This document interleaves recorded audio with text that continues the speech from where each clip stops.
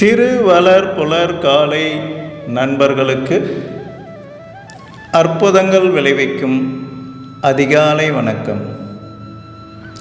இன்றைய 19ஆம் நாள் பயிற்சிகளுக்கு உங்களை அன்புடன் வரவேற்கிறோம். நான் சோமசுந்தரம். நமது பிரார்த்தனைகளுக்கு உங்களை தயார் செய்து கொள்ளுங்கள். தளர்வாக முதுகை நேராக வைத்து அமர்ந்து கொள்ளுங்கள். இடது கையில் மாயாஜால கல்லும் குபேர முத்திரையும் இருக்கட்டும். வலது கை உங்களது இடது மார்பின் மீது இருக்கட்டும். உங்கள் முன்னால் ஒரு டம்ளரில் நீர் இருக்கட்டும்.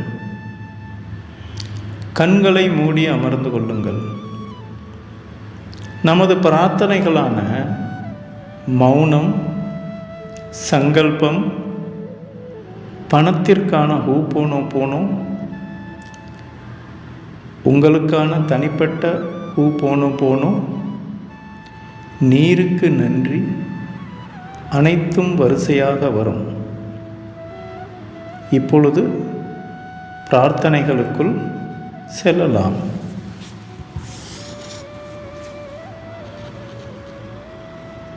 அடுத்த 5 நிமிடங்களுக்கு மௌனமாக அமர்ந்து உங்கள் மூச்சை கவனியுங்கள்.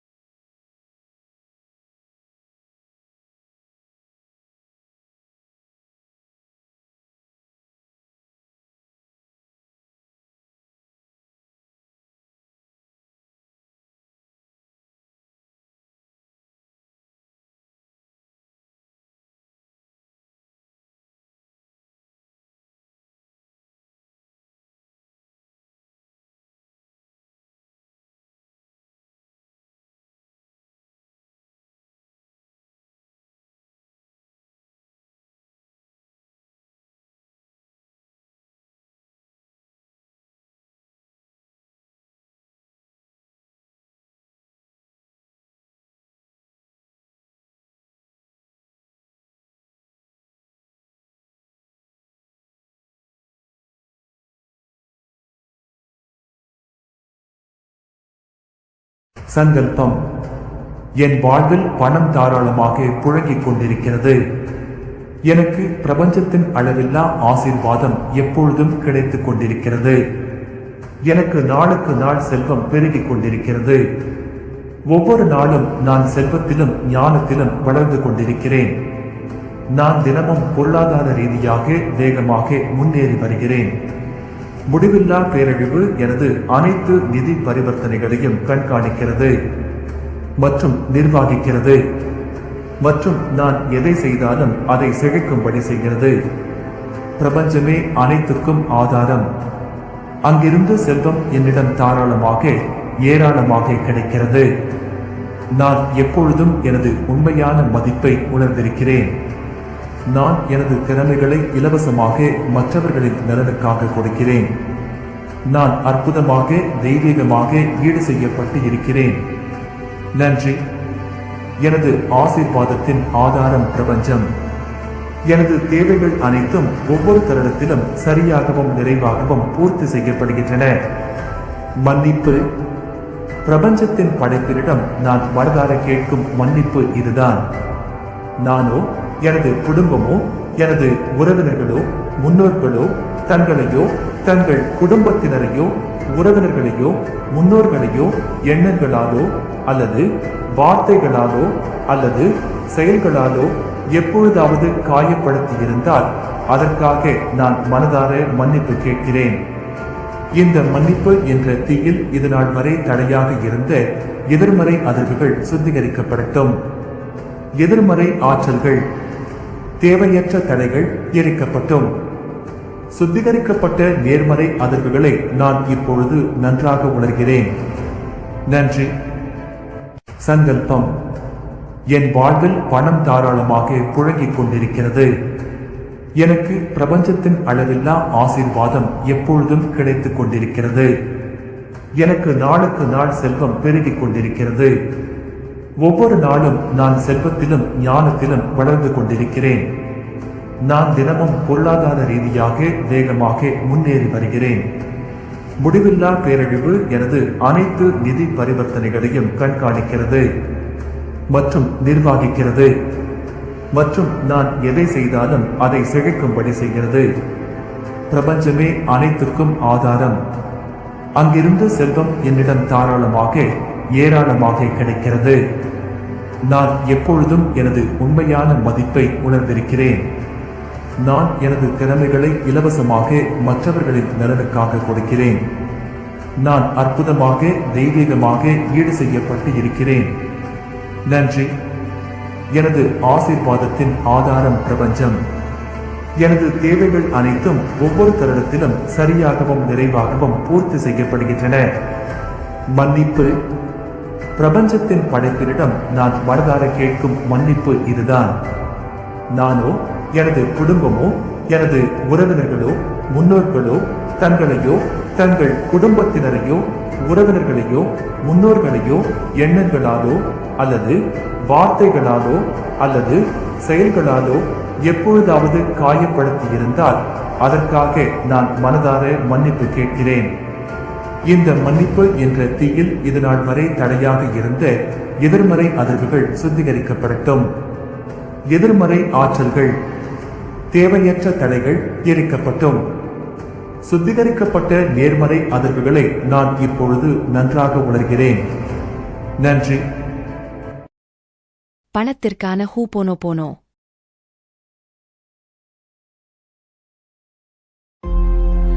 My dear money, I am sorry. Please forgive me. Thank you. I love you. I forgives myself.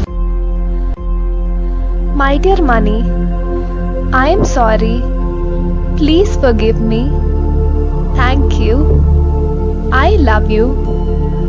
I forgives myself. My dear money, I am sorry. Please forgive me. Thank you. I love you. I forgives myself. My dear money, I am sorry. Please forgive me. Thank you. I love you. I forgives myself. My dear money, I am sorry. Please forgive me. Thank you. I love you. I forgives myself. My dear money, I am sorry. Please forgive me. Thank you. I love you. I forgives myself. My dear money, I am sorry. Please forgive me. Thank you. I love you. I forgives myself. My dear money, I am sorry. Please forgive me. Thank you. I love you. I forgives myself. My dear money, I am sorry. Please forgive me. Thank you. I love you. I forgives myself. My dear money, I am sorry. Please forgive me. Thank you. I love you. I forgives myself. My dear money, I am sorry. Please forgive me. Thank you. I love you. I forgives myself. My dear money, I am sorry. Please forgive me. Thank you. I love you. I forgives myself. My dear money, I am sorry. Please forgive me. Thank you. I love you. I forgives myself. My dear money, I am sorry. Please forgive me. Thank you. I love you. I forgives myself. My dear money, I am sorry. Please forgive me. Thank you. I love you. I forgives myself. இப்பொழுது உங்கள் தனிப்பட்ட விருப்பத்திற்கான ஹூபோனோபோனோ மெய் dear என்ற வார்த்தைக்கு பிறகு உங்களுக்கு பிடித்த வார்த்தையை சொல்லுங்கள். My dear, I am sorry. Please forgive me. Thank you. I love you. I forgives myself. My dear, I am sorry. Please forgive me. Thank you. I love you. I forgives myself. My dear, I am sorry. Please forgive me. Thank you. I love you. I forgives myself. My dear, I am sorry. Please forgive me. Thank you. I love you. I forgives myself. My dear, I am sorry. Please forgive me. Thank you. I love you. I forgives myself. My dear, I am sorry. Please forgive me. Thank you. I love you. I forgives myself. My dear, I am sorry. Please forgive me. Thank you. I love you. I forgives myself. My dear, I am sorry. Please forgive me. Thank you. I love you. I forgives myself. My dear, I am sorry. Please forgive me. Thank you. I love you. I forgives myself. My dear, I am sorry. Please forgive me. Thank you. I love you. I forgives myself. My dear, I am sorry. Please forgive me. Thank you. I love you. I forgives myself. My dear, I am sorry. Please forgive me. Thank you. I love you. I forgives myself. My dear, I am sorry. Please forgive me. Thank you. I love you. I forgives myself. My dear, I am sorry. Please forgive me. Thank you. I love you. I forgives myself.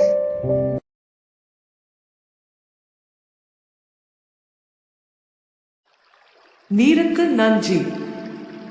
நீரின்றி அமையாது உலகு, நீரின்றி அமையாது உழவு, நீரின்றி அமையாது உணவு, நீரின்றி அமையாது உயிர். நீருக்கு நன்றி. நான் பிறப்பதற்கு முன்பும் பிறந்த பிறகும் எப்பொழுதும் என்னுடன் பயணிக்கும் நீருக்கு நன்றி. உண்பதற்கு நல்ல உணவுகளை உண்டாக்கி கொடுப்பதும் தானும் உணவாக இருப்பதுமான நீருக்கு நன்றி. தினமும் எனது உடல் தூய்மைக்கு மட்டுமல்லாமல் உள்ள தூய்மைக்கும் காரணமான நீருக்கு நன்றி. உமிழ்நீரில் ஆரம்பித்து உடலில் உருவாகும் அத்தனை சுரப்பிகளும் சரியான விகிதத்தில் சுரந்து சீரான உடல் இயக்கத்துக்கு காரணமான நீருக்கு நன்றி. எல்லா உயிர் அணுக்களுக்கு உள்ளேயும் வெளியேயும் நீக்கமர நிறைந்திருக்கும் நீருக்கு நன்றி.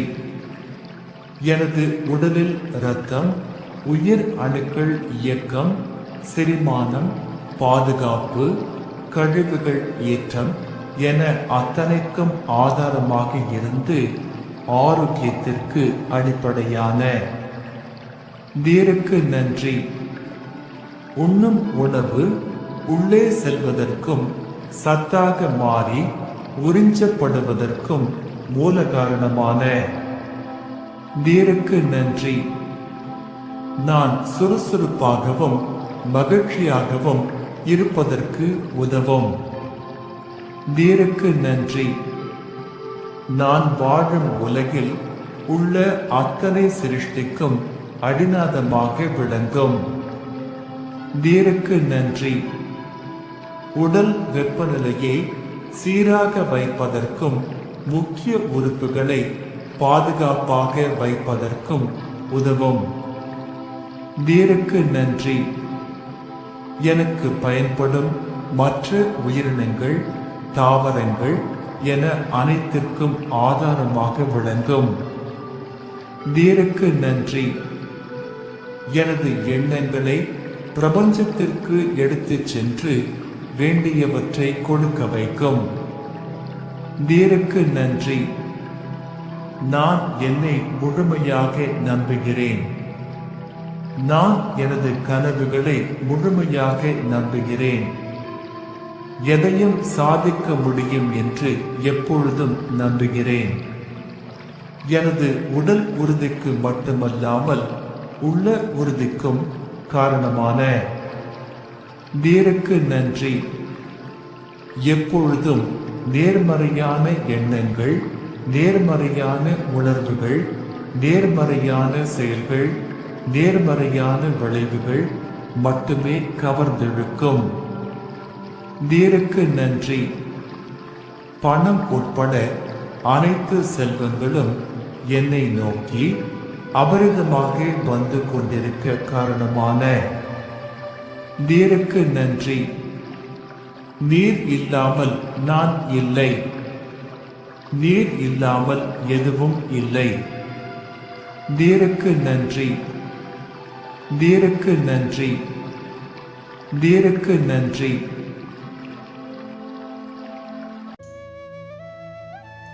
வணக்கம் நண்பர்களே. திரு வேணுகோபால் ஐயா அவர்களின் தொடக்க உரையுடன் இன்றைய பாடங்களை நாம் தொடங்கலாம். அன்பின் நண்பர்களுக்கு அற்புதங்கள் விளைவிக்கும் அதிகாலை வணக்கம். சந்தோஷம் சௌசம் தபஸ்வாத்தியாய ஈஸ்வர பிரணித்தானக கிரியாயோக. பதஞ்சலி முனிவர் தபஸ், சுவாத்தியாயம், ஈஸ்வர பிரணித்தானம் போன்றவற்றை கிரியாயோகம் என்று சிறப்பித்து கூறுகிறார். இதில் நாம் பார்க்க இருப்பது சுவாத்தியாயம் என்கின்ற விஷயத்தை பற்றி தான். அத்தியாயம் என்றால் படித்தல் என்று அர்த்தம். ஸ்வம் என்றால் தன்னைத்தானே படித்தல். தன்னை அறியும் கல்வியே எல்லாவற்றிலும் சிறப்பான கல்வி என்று அவர் கூறுகிறார். சுவாத்தியாயம் என்பது அன்றாடம் நல்ல கருத்துக்கள் உடைய நூல்களை, மனதை மேல்நிலைக்கு கொண்டு செல்லும் நூல்களை அன்றாடம் வாசிப்பதை பற்றியது. ஏன் அன்றாடம் நாம் நூல்கள் வாசிக்க வேண்டும் என்றால், உலகில் நாம் தொடர்பு கொள்ளும் பொழுது பல சமயங்களிலும் நம்முடைய மனதை கீழ்நிலைக்கு கொண்டு செல்வதற்காகவே பலவித செயல்பாடுகளும் இருக்கும். எனவே நாம் அவ்வப்போது நம்மை நிலைநிறுத்தி மனதை மேல்நிலைக்கு எடுத்து செல்ல வேண்டும். மேலே சென்று அங்கே நிலை பெறும் வரை இந்த காரியத்தை நாம் தொடர்ச்சியாக செய்து கொண்டே இருக்க வேண்டும். நல்ல நூல்களை வாசிப்பது என்பது நல்ல சிந்தனை பிறப்பதற்கான ஒரு முயற்சியாக அது இருக்கும். அந்த வகையில் இன்று நாம் பேச இருப்பது the magic of thinking big என்ற புத்தகத்தை பற்றி. இது தமிழில் பிரம்மாண்ட சிந்தனையின் மாயாஜாலம் என்று மொழிபெயர்க்கப்பட்டு விற்பனையாகிக் கொண்டிருக்கிறது. டேவிட் ஸ்டூவார்ட்ஸ் PhD அவர்களால் இப்புத்தகம் எழுதப்பட்டது. தமிழில் நாகலட்சுமி சண்முகம் என்பவர் மொழிபெயர்த்திருக்கிறார். நல்ல ஒரு மொழிபெயர்ப்பு. நேர்மறை சிந்தனை எவ்வாறு வேலை செய்கிறது என்பதை பற்றி இப்புத்தகத்தில் தெளிவாக அவர் விவரித்திருக்கிறார்.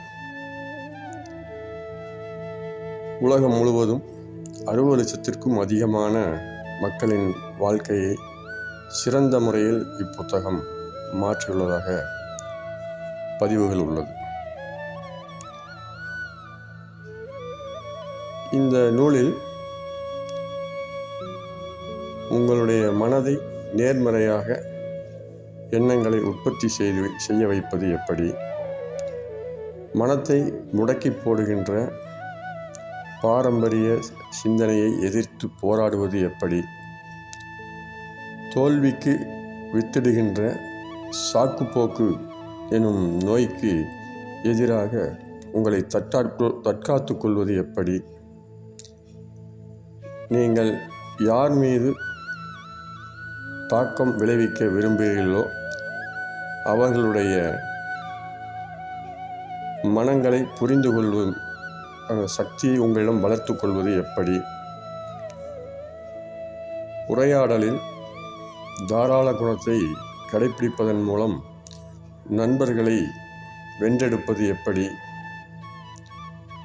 வெற்றியை உருவாக்கி தரக்கூடிய ஒரு திடமான செயல் திட்டத்தை வகுப்பது எப்படி போன்ற விஷயங்களை பற்றி மிகவும் விரிவாக அவர் விளக்கியுள்ளார். முதலில் இப்புத்தகம் 1959 பிரசுரிக்கப்பட்டது. அப்பொழுதே இது மிகவும் பிரபலமான ஒரு நூலாக கருதப்பட்டது. நீங்கள் ஒரு சிறந்த வாழ்க்கையை வாழ்வதற்கு உங்களுக்கு உதவக்கூடிய ஒரு அற்புதமான வழிகாட்டியாக இந்த நூல் இருக்கும் என்பதில் ஐயமில்லை. பிரம்மாண்ட சிந்தனைதான் ஒரு சிறந்த வாழ்க்கைக்கான அடித்தளம் என்பதை இந்த நூலின் மூலம் நாம் கற்றுக்கொள்ள முடியும். வள்ளுவர் கூட உள்ளுவதெல்லாம் உயர்வுள்ளல் என்று கூறுவதற்கு ஏற்ப நாம் நம் இலக்குகளை பெரிதாக நிர்ணயிப்பதன் மூலம் நாம் நம்மையே உயர்த்தி கொள்கிறோம். இதனால் நம் மூளையும் அதற்கேற்ப வழிகளை தேடி அதற்கேற்ப சிந்திக்க ஆரம்பிக்கின்றது. அதேபோல் மற்றவர்கள் நம்மை பற்றி மதிப்பிடுவதும் உயர்வானதாக இருக்கும். மேலும் பெரிதாக சிந்திக்கும் பொழுதுதான் நாம் பெரிதாக முயற்சி செய்வோம். 5 அடி தாண்ட நினைத்து 5 அடியும் தாண்டுவதை விட 10 அடி தாண்ட நினைத்து 8 அடி தாண்டுவது சிறப்பானது. வள்ளுவர் இதை பற்றி கூறும் பொழுது, காண முயல் எய்த அம்பினில் யானை பிழைத்த வேலேந்தல் இனிது என்று கூறுகிறார். அதாவது முயல் வேட்டைக்கு சென்று வெற்றிகரமாக வேட்டையாடி முயலை பிடித்து வருவதை விட யானை வேட்டைக்கு சென்று வளைந்த வேலுடன் திரும்பி வருவது சிறப்பானது. அந்த வேட்டையில் யானை பிழைத்து கூட போயிருக்கலாம். ஆனால் நாம் எதிர்த்து போரிடுவது யானையை என்கின்றார் வள்ளுவர். பெரிதாக சிந்திக்கும் திறனை வளர்த்துக்கொள்ள சில வழிகள் இருக்கின்றன. அதில் முதலாவது, வெற்றிகளை பற்றியே நாம் சிந்திக்க வேண்டும். ஒரு காரியம் அல்லது ஒரு இலக்கை நிர்ணயிக்கும் பொழுது தோல்வியை பற்றிய பயம் கூடாது. நேர்மறை சிந்தனை என்பது மிகவும் முக்கியமானது என்பதை இந்த நூலில் நன்கு விளக்கியுள்ளார். நான் ஒரு சிறந்த நபர் என்பதை நீங்கள் உங்களுக்கு அடிக்கடி ஞாபகப்படுத்தி கொண்டே இருக்க வேண்டும். சுருக்கமாக அதை சொல்வதென்றால், ஐ ஆம் the best, I need the best என்ற அஃபர்மேஷனை நீங்கள் அடிக்கடி கூறிக்கொள்ளலாம். அடுத்ததாக, சாதனையாளர்கள் எப்படி சிந்திக்கிறார்களோ அப்படி நீங்கள் சிந்தித்து பழக வேண்டும். எப்படி செயல்படுகிறார்களோ அப்படி செயல்பட முயற்சிக்க வேண்டும். உதாரணமாக, சாதனையாளர்கள் எதையும் குறை கூறிக்கொண்டு இருப்பதில்லை. பிரச்சனைகள் வந்தால் அவற்றை வாய்ப்புகளாகவே அவர்கள் பார்க்கிறார்கள் அல்லது அப்படி மாற்றிக்கொள்கிறார்கள். எந்த சூழலிலும் குறை கூறுவது என்பதோ காரணங்களை தேடுவது என்பதோ தோல்விக்கான வழியாகவே அது இருக்கிறது. இந்த குறைகூறல் என்கின்ற மனப்பான்மை 4 விதங்களில் வெளிப்படுவதாக ஆசிரியர் விளக்குகிறார். அதில் முதலாவது, ஹெல்த் எக்ஸ்கியூஸ். என்னுடைய உடல் நலம் இச்செயல்களுக்கு ஒத்துழைக்காது, எனக்கு நோய் இருக்கிறது போன்ற காரணங்களை கூறுதல். உங்கள் உடல் நோய் பற்றி மற்றவர்களிடம் கண்டிப்பாக உரையாடக்கூடாது. உடல் நோய் என்பது ஒரு தடை அல்ல. உடலில் இருக்கின்ற நல்ல விஷயங்களுக்காக நன்றி உணர்வை வளர்த்து கொள்ள வேண்டும். ஒருவேளை உங்களுக்கு நோய் இருப்பதாக மருத்துவர்கள் கூறியே இருந்தாலும் கூட, இதைவிட பெரிய நோயுடைய உடல் உறுப்புகள் இல்லாத சாதனையாளர்களின் வாழ்க்கை வரலாற்றை படித்து பார்த்து உங்களை உற்சாகப்படுத்தி கொள்ள வேண்டும் என்று கூறுகிறார். அடுத்தபடியாக, எனக்கு போதுமான அறிவு இல்லை, எனக்கு அவ்வளவு அறிவு இல்லை என்று சிலர் கூறுவதை நீங்கள் கேள்விப்பட்டிருப்பீர்கள். நான் அந்த அளவுக்கு புத்திசாலி இல்லை அப்படின்னு சொல்லி. உங்கள் அறிவு எவ்வளவு என்பதை விட அதை நீங்கள் எப்படி பயன்படுத்துகிறீர்கள், எந்த நோக்கத்திற்காக பயன்படுத்துகிறீர்கள் போன்றவையே முக்கியம் என்று கூறுகிறார். உங்கள் அறிவை குறைத்து மதிப்பிட வேண்டாம். உங்கள் முன் உள்ளவரை பெரிய புத்திசாலி என்று நினைத்து பயப்பட வேண்டிய அவசியமில்லை என்கிறார். இந்த இடத்தில் பெரியோரை வியத்தல் இளமே, சிறியோரை இகழ்தல் அதனினும் இளமே என்ற கூற்று நோக்கத்தக்கது. அடுத்த எக்ஸ்கியூஸ், எனக்கு வயதாகிவிட்டது, இனி என்னால் இதையெல்லாம் செய்ய முடியாது என்று நினைக்கக்கூடாது. சாதனை செய்வதற்கு வயது வரம்புகள் கிடையாது என்பதை புரிந்து கொள்ள வேண்டும். இறுதியாக, எனக்கு அதிர்ஷ்டம் இல்லை, நான் செய்த காரியங்கள் எல்லாம் மோசமானதாகவே முடிந்திருக்கிறது என்று புலம்பிக் கொண்டிருக்கக்கூடாது. வாழ்க்கையில் சாதிக்க அதிர்ஷ்டம் தேவையில்லை என்று முடிவெடுத்து உழைப்பிற்கும் முயற்சிக்கும் முக்கியத்துவம் கொடுக்க வேண்டும் என்று அவர் கூறுகிறார். அடுத்ததாக பயம் என்பதை பற்றி பேசுகிறார். தோல்வி பயம். தோல்வி பயத்தில் நாம் செய்யும் காரியம் தோற்றுவிடும் என்று பயப்படுவது ஒரு வகை. தோற்றுவிட்டால் மற்றவர்கள் என்ன பேசுவார்களோ என்று பயப்படுவது இன்னொரு வகை. இவை இரண்டுமே தடையாக இருக்கிறது. பயத்திற்கு ஒரே தீர்வு செயல் மட்டுமே. எதன் மீது பயம் இருக்கிறதோ அதை திரும்ப திரும்ப செய்வதன் மூலம் அந்த பயத்திலிருந்து வெளியே வரலாம் என்று கூறுகிறார்.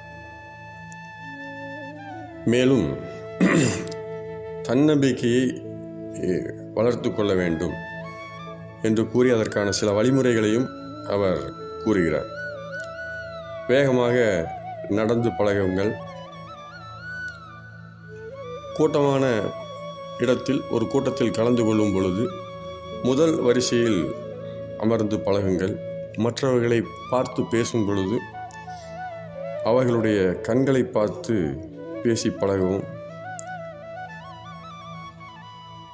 மற்றவர்கள் கூடும் பொழுது நீங்கள் ஒதுங்கி சென்று விடாமல் வாய்ப்பு கிடைக்கும் போதெல்லாம் நன்கு பேசி பழக வேண்டும். இவை உங்களுடைய கான்ஃபிடென்ஸ் லெவலை மேலும் அதிகரிக்கும் என்று கூறுகிறார். அடுத்ததாக கிரியேட்டிவாக செயல்படுதல். கிரியேட்டிவாக செயல்படுதல் என்றால் புதிதாக எதையாவது கண்டுபிடிக்க வேண்டும் என்பதல்ல. எதை செய்தாலும் அதை வித்தியாசமாக செய்ய வேண்டும் என்பதே முக்கியம். மேலும் சாதனையாளர்கள் தாங்கள் செய்யும் எந்த வேலையிலும் ஒருபோதும் அவர்கள் திருப்தி அடைவதே இல்லை. அதை மேலும் மேலும் அபிவிருத்தி செய்வதை பற்றியே யோசித்துக் கொண்டிருக்கிறார்கள். You are what you eat and you are what you think என்று கூறுவார்கள். நாம் உண்ணும் உணவிலிருந்தே இந்த உடல் படைக்கப்படுகிறது. அதைப்போல நம்முடைய அந்த பர்சனாலிட்டி என்பது நாம் எண்ணும் எண்ணங்களிலிருந்தே உருவாக்கப்படுகிறது.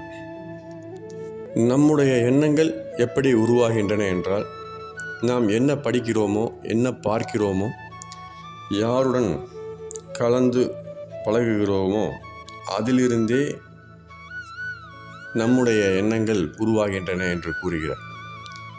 எனவே எதிர்மறையான மக்களிடமிருந்து விலகி இருக்க வேண்டும். நேர்மறையான மக்களிடம் தொடர்பில் இருந்து பழக வேண்டும்.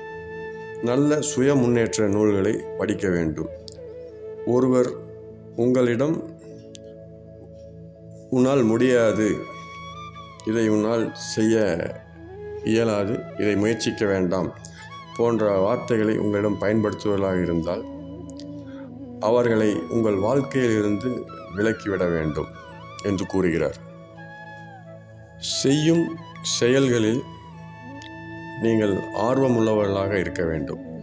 எந்த செயலை செய்தாலும் ஆர்வத்துடன் செய்ய வேண்டும். அப்படி ஆர்வம் இல்லை என்றால் அதை பற்றிய துறையில்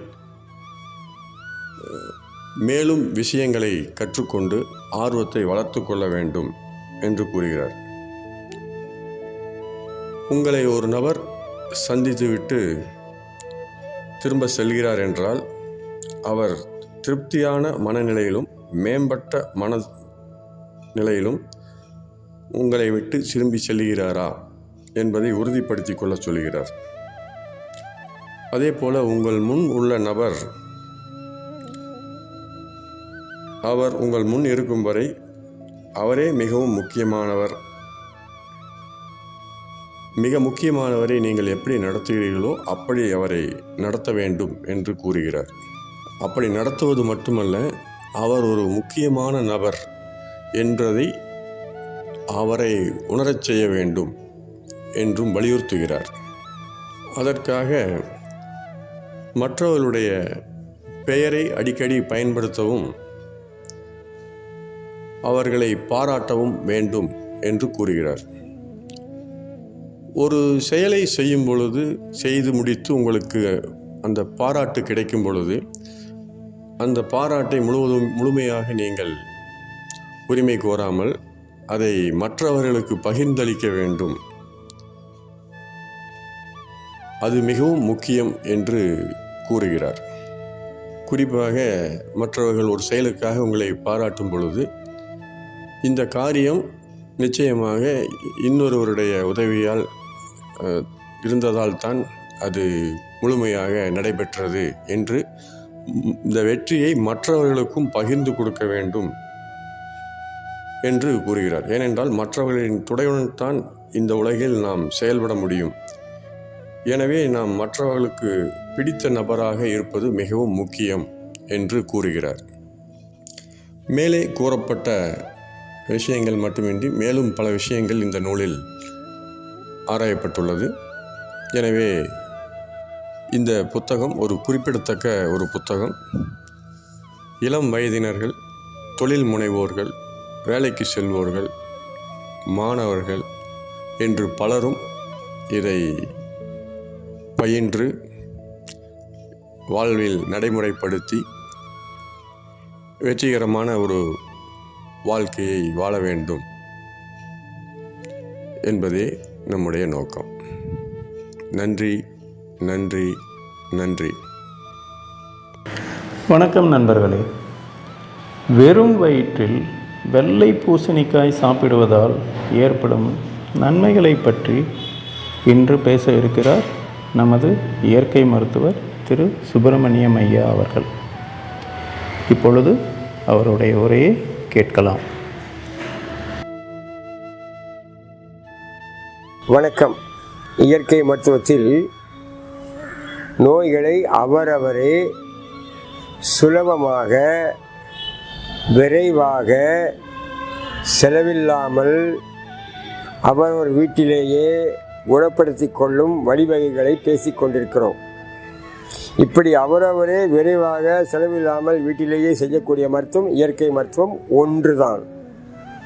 மூலிகை மருந்து என்றால் மூலிகை தேடி ஓட வேண்டும், மூலிகை நிபுணரை நாட வேண்டும், அவரிடம் உங்களுடைய வேண்டுகோளை பற்றி அவரிடம் பாட வேண்டும். நேச்சருக்கு உள்ள இயற்கை வைத்தியம் அப்படி இல்லை. என்ன சுலபமாக கிடைக்குமோ அதை வச்சுக்கிட்டு வைத்தியம் பண்ணுறோம், வீட்டுக்குள்ளேயே பண்ணிக்கிறோம். நீங்கள் தான் நோயாளி, நீங்கள் தான் மருத்துவர். உங்கள் அம்மா, மனைவி, அக்கா, தங்கச்சி, அண்ணன், தம்பி, அப்பாலாம் உதவி பண்ணலாம். ஆனால் கிடைக்காத பொருளை நான் ஒரு காலம் சொல்ல மாட்டேன். இதுக்கு முந்தைய பதிவில் அருகம்புல் சாறு பற்றி பேசிகிட்டு இருந்தோம். இது ஒரு பெரிய பதிவு, தேடி பாருங்கள். மிகப்பெரிய நோய் குணமான செய்திகள் இருக்கும். புற்றுநோய்க்கு சமமான அப்ளாஸ்டிக் அனிமியா அருகம்புல் சாறுனால எப்படி குணமாச்சுங்கிற ஒரு செய்தி அற்புதமாக இருக்கும், பாருங்கள். இன்றைக்கி நம்ம பேச போகிறது பூசணிக்காய் சாறு. பூசணிக்காய்னா பல பேருக்கு தெரியும், பெருசாக இருக்கும் சார், மஞ்சளாக இருக்கும் சார். மஞ்சளாக இருப்பது அரசாணிக்காய், அது சர்க்கரை பூசணி. பம்ப்கின் பூசணி என்றால் வெண்பூசணி, சாம்பல் பூசணி, கல்யாண பூசணி. திருநெல்வேலி பாஷையில் தடியங்காய், தடியன்காய், தடிச்சிருக்கனால தடியன்காய். மலையாளத்தில் கும்பளங்கா. ஆங்கிலத்தில் எஸ் கோட், சாம்பல் பூசணி. இதைத்தான் பேசிகிட்டு இருக்கிறோம்.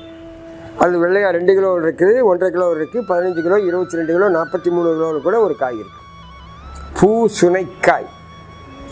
நீரோடும் சுனைகளிலே அந்த செடி முளைத்து முதலில் பிஞ்சு வரும், பின்பு பூ வரும். எல்லாமே பூ வந்து தானே காய் வரும். இல்லை காய் மாதிரி வரும், அதுலேருந்து பூ வரும். அதனால் பூசுனைக்காய். பூசுனைக்காயை சோற்றில் மறைத்தான ஒரு கதை இருக்குது.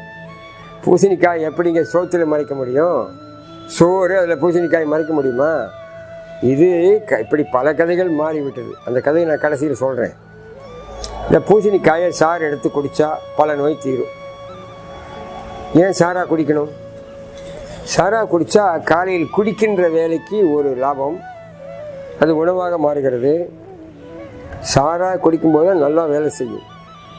அதை வேக வைத்து சாப்பிடுவது, சாம்பாரிலே போடுவது, பருப்புகளில் போடுவது, கூட்டில் போடுவது, அவியலில் போடுவது, இதெல்லாம் தனி. பூசணிக்காயில் அல்வாவும் செய்யலாம், அது தனி.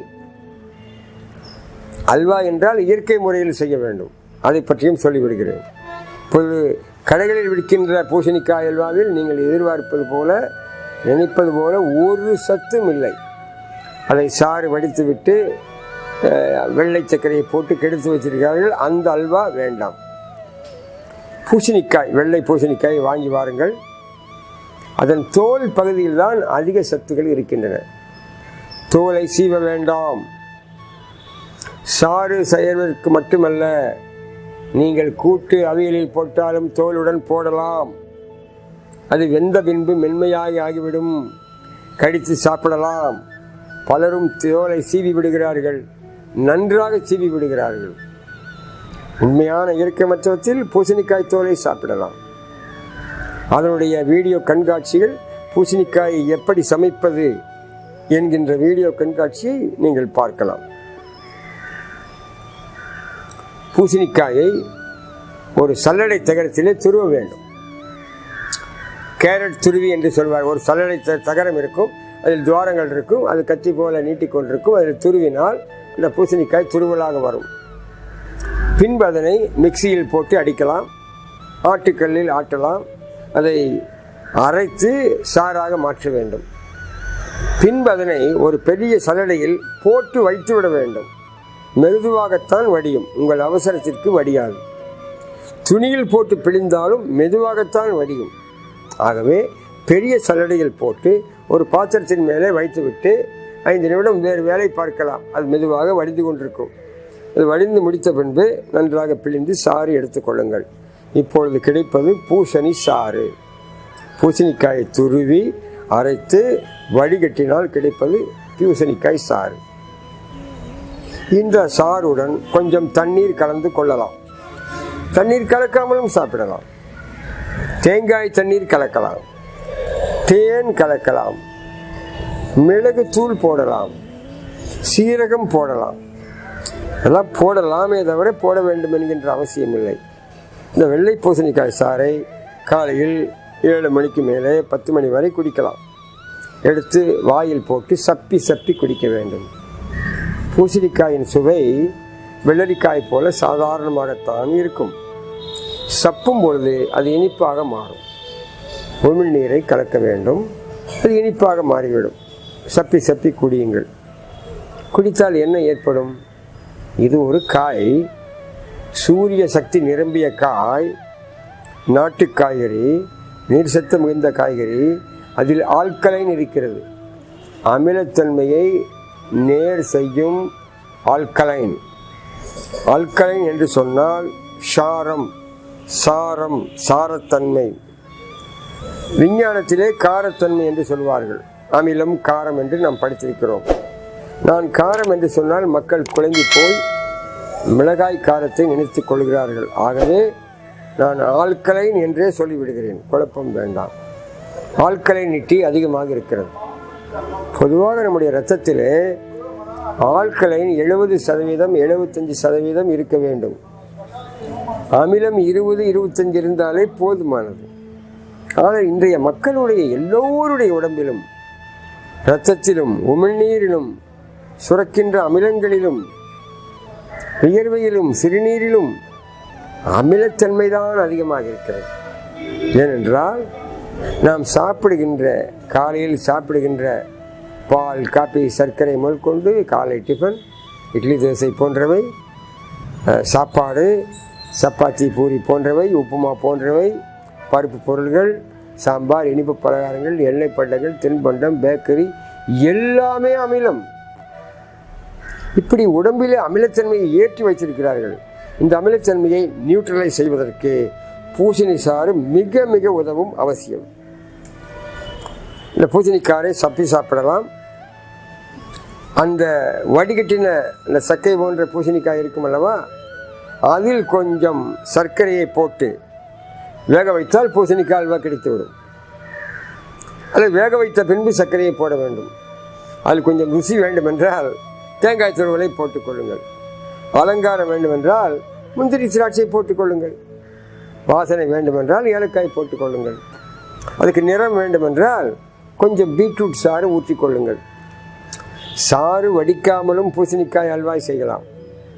சாறு வடித்த பின்பும் செய்யலாம். கொஞ்சம் சாறு வடித்து குடித்து கொள்ளுங்கள். மற்றதில் அல்வா செய்யுங்கள். இது என்ன கஷ்டமாக அல்வா சாப்பிடுவதற்கு? ஒரு வேக்காடு தான். வெந்த பின்பு சர்க்கரையை போட்டுக்கொள்ளுங்கள், தேன் போட்டுக்கொள்ளுங்கள். வெந்த பூசணிக்காயில் இனிப்பு உடனே சாப்பிட வேண்டும். இதையெல்லாம் வைத்திருந்து பர்பியாக செய்ய முடியாது, அவசியமில்லை. சரி, பூசணிக்காய் என்ன செய்யலாம்? சாராக குடிக்கலாம், அவியல் செய்யலாம், கூட்டு செய்யலாம், சாம்பாரில் போடலாம், பருப்பில் போடலாம், பொரியலாக கூட செய்யலாம். நீங்கள் அதை வேக வைக்கும் பொழுது பெரிய பெரிய துண்டுகளாக வெட்ட வேண்டும். விதையும் போடலாம், தோலும் போடலாம். சில பேர் விதையை நீக்குகிறேன் என்று சொல்லி பூசணிக்காய் 3/4 பாகம் நீக்கி விடுவார்கள். தோலை நீக்குகிறேன் என்று சொல்லி ஒரு 1/2 சென்டிமீட்டருக்கு வெட்டி எடுத்து விடுவார்கள். அது அவசியம் இல்லை. வெந்த பின்பு விதையை விதையாகவே சாப்பிடலாம். அது மென்மையாகிவிடும். பூசணி விதை விலை அதிகம். பூசணி விதைக்குள்ளே ஒரு பருப்பு இருக்கிறது. அது நல்ல ஒரு சிறந்த எண்ணெய் சத்து இருக்கிறது. அது கொழுப்பல்ல, பல அமினோ அமிலங்களும் வைட்டமின்களும் மினரல் நிறைந்த அற்புதமான விதை. விதையை வீசாதீர்கள். பச்சையாக உரித்து மென்று சாப்பிடலாம், அதற்கு பொறுமை இருக்காது. ஸோ விதையுடன் வேக வையுங்கள். இதுதான் பூசணிக்காயை சாப்பிடுகின்ற முறை. அவியல், கூட்டு எல்லாவற்றிலும் பூசணிக்காயை அதிகமாக போடுங்கள். இனிமேல் அவியல் என்று சொன்னால் அதில் நீர்க்காய்கள் தான் அதிகமாக இருக்க வேண்டும். பூசணிக்காய், சுரைக்காய் இவை தான் அதிகமாக இருக்க வேண்டும். சில பேருடைய அவியலை பார்த்தால் இந்த நீர்க்காய் இருக்காது. வாழைக்காய், கொத்தவரங்காய், அவரைக்காய் இவை தான் அதிகமாக இருக்கும். கூட்டு என்றாலும் கூட பூசணிக்காய் கூட்டு செய்ய வேண்டும். அதில் கடலை பருப்பு போட வேண்டிய அவசியமே இல்லை. தேங்காய் துருவலும் கொத்தமல்லி தலையும் அதிகம் போட்டாலே அது கூட்டாக இருக்கும். அப்படி பருப்பு போட்டாக வேண்டும் என்று சொன்னால் குறைவாக போடுங்கள். சில ஹோட்டல்களில் பூசணிக்காய் கூட்டு வைக்கிறார்கள். நான் சில பேரை பார்த்திருக்கிறேன். அந்த பூசணிக்காயை ஒதுக்கிவிட்டு அதில் உள்ள கடலைப்பருப்பை மட்டும் சாப்பிடுகிறார்கள். கடலைப்பருப்பு வாய்வை உண்டாக்கும். அது அவர்களுக்கு தெரியவில்லை. இனிமேல் அப்படி கடலைப்பருப்பு இருந்தால் அதை வேண்டுமானாலும் ஒதுக்கிவிட்டு பூசணிக்காயை சாப்பிடுங்கள். பூசணிக்காய் கூட்டு வைத்தால் நிறைய கேட்டு வாங்குங்கள். வீட்டில் நிறைய செய்யுங்கள். இந்த பூசணிக்காயை பலர் வாங்குவதே இல்லை. அமாவாசைக்கு மட்டும் ஒரு கீற்று 5 ரூபாய் கொடுத்து வாங்கி வந்து அதற்கு ஏதோ படைப்பதற்காக முன்னோர்களுக்கு படைகள், கடவுளுக்கு படைகள் என்று படைத்து அதிலும் பாதியை தூக்கி காக்காய்க்கு வைத்து விட்டு காகத்திற்கு போட்டுவிட்டு ஆளுக்கு ஒரு துண்டு சாப்பிட்டால் நன்மை வருமா? பூசணிக்காயை உணவாக சாப்பிட வேண்டும். ஒரு கைப்பிடி சோறு என்றால் 2 கைப்பிடி பூசணிக்காய் வேக வைத்ததை போட்டு சாப்பிட வேண்டும். இப்படி சாப்பிட்டால்தான் உங்களுக்கு நன்மை வரும். அல்சர் போகும், நோய்கள் போகும். எல்லா நோயாளிகளும் பூசணிக்காய் சாப்பிடலாம். ஆஸ்துமாக்காரர்களும் சாப்பிடலாம். அவர்கள் என்ன செய்யலாம் என்றால், முதலில் பூசணிக்காயை வேக வைத்து அந்த சூப் எடுத்துக்கொண்டு, நன்றாக சூப்பு கிடைக்கும், தண்ணீரை நிறைய ஊற்றி வேக வைக்க வேண்டும்.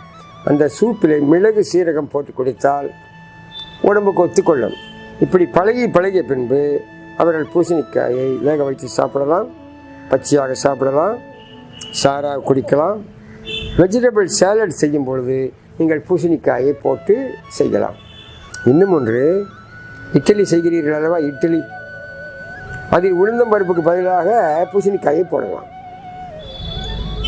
உளுந்தம்பருப்பை குறைத்து கொண்டு பூசணிக்காயை போடலாம்.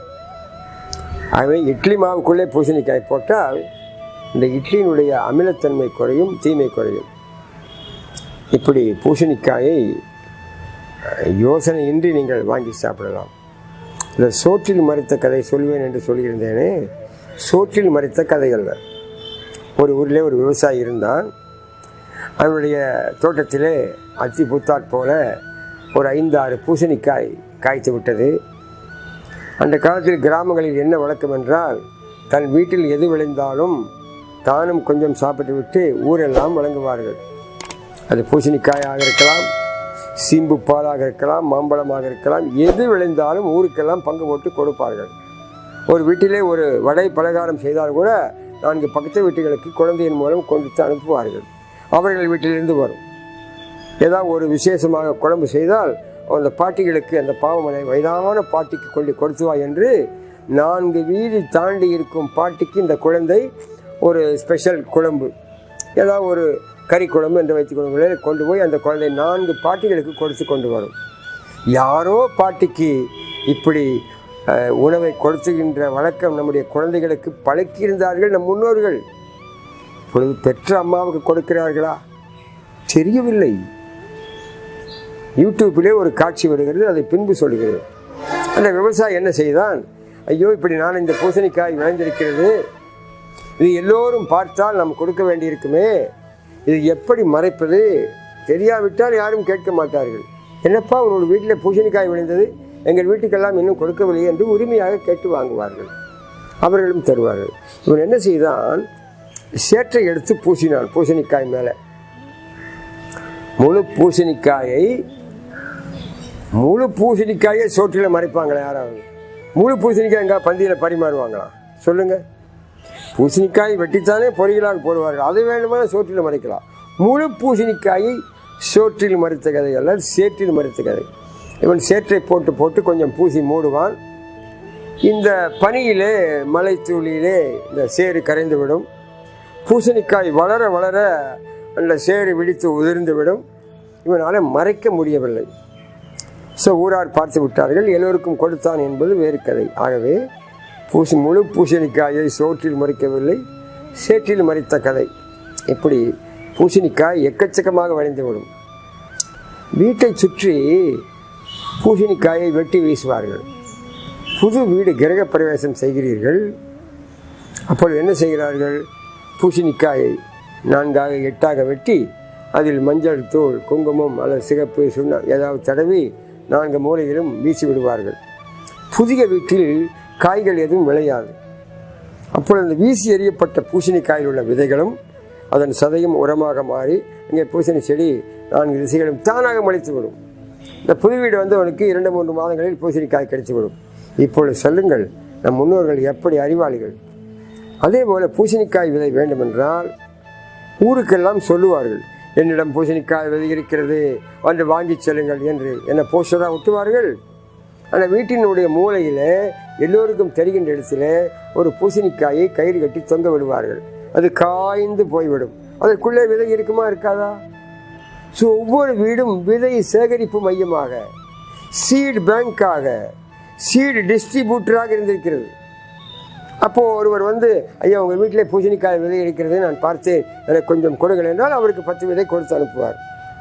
பூசணிக்காய்க்குள்ளே இருக்கிற விதை கெட்டு போகாது. அவர் ஓட்டை போட்டு கையில் எடுத்து 10 விதை கொடுப்பார், இன்னொருவருக்கு 10 விதை கொடுப்பார். இப்படி நம்ம முன்னோர்கள் எவ்வளவு ஞானிகளாக வாழ்ந்திருக்கிறார்கள். நீங்களும் பூசணிக்காய் விதையை பரப்புங்கள், விதையை உண்ணுங்கள், பூசணிக்காய் உண்ணுங்கள். பூசணிக்காய் கதை படித்திருக்கிறதா? பூசணிக்காய் அல்வா செய்வீர்களா? சரி, இந்த அம்மாவுக்கு உணவு கொடுக்கின்ற கதை பற்றி ஒரு யூடியூப் நான் பார்த்தேன், நீங்களும் பார்த்திருக்கலாம். ஒரு அம்மா, வயதானவர்கள் ஒரு பக்கம் இருக்கிறார்கள், ஒரு கணவன் மனைவியும் உணவு சாப்பிடுகிறார்கள். அதற்கு முன்னதாக இந்த மனைவியானவள் என்ன செய்கிறாள், ஒரு பழைய சோறு மீண்டு போனது, ஏதோ ஒரு 2ஆம் தரமான உணவை கணவரிடம் ஒரு பழைய தட்டிலே போட்டு, இந்த கொண்டு போய் உங்கள் அம்மாவுக்கு கொடுத்துட்டு வா என்று சொல்லி அந்த மனைவி கொடுத்து அனுப்புகிறாள். கொடுமைக்காரி வில்லி. மனைவி சொன்னால் என்ன செய்ய முடியும்? தட்ட முடியுமா? அந்த கணவன் அதை கொண்டு போய் அந்த அம்மாவிடம் கொடுக்கிறான். அவள் வயதானவர்கள், பார்வை அறகுறை, பசி, அவன் கொண்டு வந்த உணவை வைத்து மெதுவாக சாப்பிட ஆரம்பிக்கிறான். அப்பொழுது இவன் வந்து உட்கார்கிறான். மனைவிக்கும் இவனுக்கும் புது சாப்பாடு, வேறு விதமான உணவுகள். இவன் அந்த உணவை எடுத்து வாயில் எடுத்து வைக்கப் போகிறான். அப்பொழுது அவருக்கு என்ன அலைகள் வருகிறது? ஐயோ, நான் புதிது சாப்பிடுகிறேன், இவள் இப்படி செய்கிறாளே, என்னுடைய அம்மாவுக்கு பழையதை கொடுத்து விட்டாளே என்று அவனால் சாப்பிட முடியவில்லை. அப்படியே உள்ளம் மாறி உருகி, அப்படி அவனுக்கு நினைவு வருகிறது, இவனுக்கு இவனுடைய அம்மா எல்கேஜி குழந்தையாக இருக்கும் பொழுது யூனிஃபார்ம் போட்டு சோறு ஊட்டுகிறாள், அன்பு காட்டுகிறாள், மிரட்டுகிறாள். இது ஞாபகம் வருகிறது. 5ஆம் படிக்கும் பொழுது வேறு ஒரு இடத்துல நின்று வேறு உணவை ஊட்டுகிறாள். அதெல்லாம் இவனுக்கு ஃப்ளைபேக் காட்சிகளாக போகின்றன. அவனுக்கு எப்படி எவ்வளவு அன்பு காட்டியிருப்பாள், இதெல்லாம் நினைவுக்கு வர அவனாலே உட்கார்ந்து சாப்பிட முடியவில்லை. இவனுடைய அந்த சாப்பிடாத எச்சில் படாத பிளேட்டு அதை தூக்கி கொண்டு இவன் போக ஆரம்பிக்கிறான். மனைவி அதற்கு, எங்கே போகிறீங்க, எங்கே போகிற? இவன் பேசாமல் போய் அந்த பிளேட்டை, அந்த பழைய உணவை எடுத்து விட்டு இந்த புது உணவை அவனுக்கு கொடுத்து விட்டு, இதை சாப்பிடமா என்று சொல்லிட்டு அவன் வர பார்க்கிறான். அம்மா அவனுடைய கையை பிடித்து இழுக்கிறாள். என்ன நினைப்பீர்கள்? ஏண்டா அப்படியே பழசை கொடுத்துட்டு இப்போ புதுசு கொண்டு வர்றியா அப்படின்னு கேட்கறக்காக கேட்கல. அவன் மனைவி கத்துவதெல்லாம் இவளுக்கு காது கேட்கிறது. எங்கே போற என்று கத்தியிருக்கிறாள். கையை இழுத்த அம்மா அவனை உட்கார வைத்தாள். உட்கார வைத்து புதிதாக வைக்கப்பட்ட பிளேட்டில் இருந்த அந்த சவுறு உணவை எடுத்து அவனுக்கு ஊட்டுகிறாள். அந்த அம்மா இவ்வளவு வயசானாலும் அந்த வளர்ந்த அந்த மகனுக்கு, மருமகன் ஆகிவிட்ட மகனுக்கு, கணவனாகிவிட்ட ஒரு தன் மகனுக்கு ஊட்டுகிறாள். இந்த காட்சியை பார்த்திருக்கிறீர்களா? நம்முடைய கிராமிய பண்பாடு எப்படி இருந்தது? ஒரு பலகாரம் செய்தால் வீதியெங்கும் கொடுத்து அனுப்புவார்கள் குழந்தைகளுக்கு. இப்படி வீடுகளிலே பலகாரங்களும் பண்டங்களும் பழங்களும் பரிமாறப்பட்டன. ஒரு பருப்பு இல்லை என்றால் கூட ஒரு பக்கத்து வீட்டிலே போய் ஒரு டம்ளர் பருப்பு கொடுங்கள், நாங்கள் வாங்கி தருகிறோம் என்று பண்டமாற்று செய்து கொண்டிருந்தார்கள். இப்படி குறியாப்பு வாங்கினார்கள். பெரும்பாலும் கொடுத்து விடுவார்கள், சில பேர் கொடுக்க மாட்டார்கள், பரவாயில்லை என்று விட்டு விடுவார்கள். பாவம் ஏழை, கொடுக்காவிட்டாலும் பரவாயில்லை என்று வேண்டுமென்றே கொடுத்து அனுப்பவர்கள் இருக்கிறார்கள். நம்முடைய பண்பாடு எங்கே போயிற்று? இயற்கை உணவு சாப்பிட்டால் அந்த ஞானம் வந்தால் அந்த பண்பாடு வரும். இன்றிலிருந்து பூசணிக்காயை யோசிக்காமல் பல விதங்களில் சாப்பிடுங்கள். நன்றி, வணக்கம். வணக்கம் நண்பர்களே.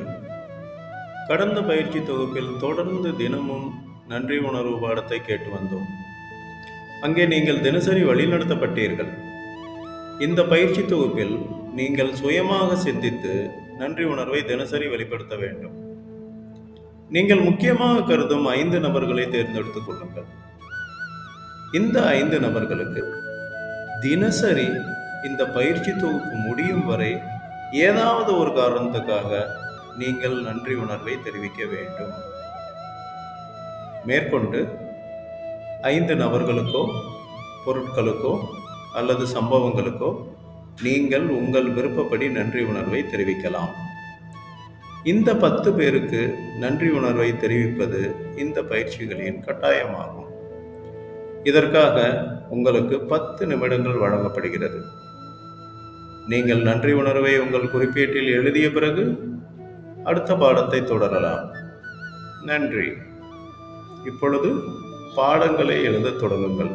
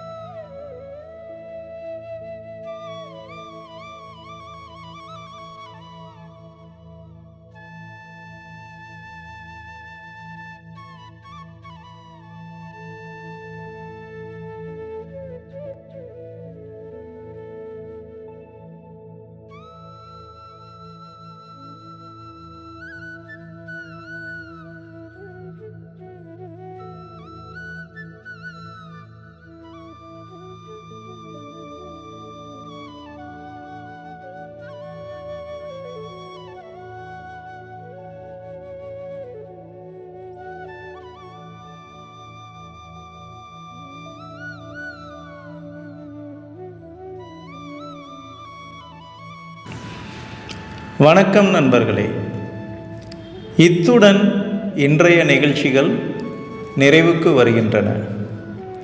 உங்களது தினசரி உடற்பயிற்சிகளை முடித்துவிட்டு தங்களது வழக்கமான பணிகளுக்கு நீங்கள் திரும்பலாம். நன்றி, நன்றி, நன்றி.